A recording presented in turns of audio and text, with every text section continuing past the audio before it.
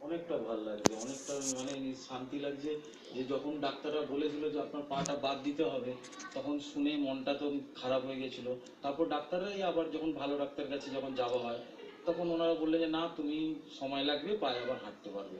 এটা শুনে খুবই মনে খুব আনন্দিত পাই। এখন পেশেন্টটাকে এক্সটার্নাল ফিক্সেটারে এই মুহূর্তে পেশেন্টকে হাঁটানো সম্ভব।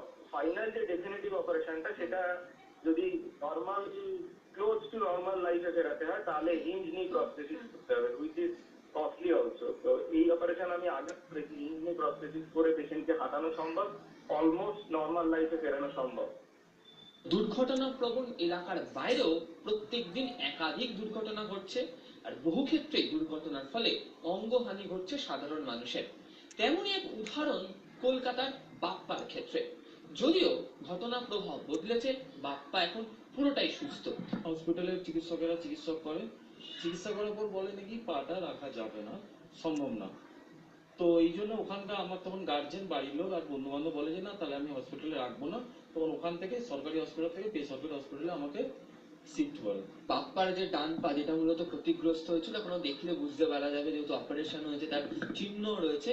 তা কার্যত আমরা যেটাকে মালাই চাকি বলি, তার পরের অংশ থেকে কার্যত বিচ্ছিন্ন হয়ে যায়, এবং সেই অংশটাকে আবার পূর্বের অবস্থায় ফিরিয়ে আনতে পারা যাবে কিনা তা নিয়ে মূলত চিকিৎসকরা সন্দিহান ছিলেন।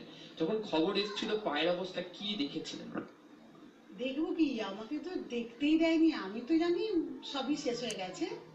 তারপরে ডাক্তার বললেন না, সেটা হবে না, কিন্তু আমার ছেলের পাটা কিন্তু পাওয়া যাবে না। একটা ছেলের পা চলে আমি ছেড়ে বাঁচাবো কি করে? আমি জানি ও হয়তো ডিপ্রেশনই শেষ হয়ে যাবে।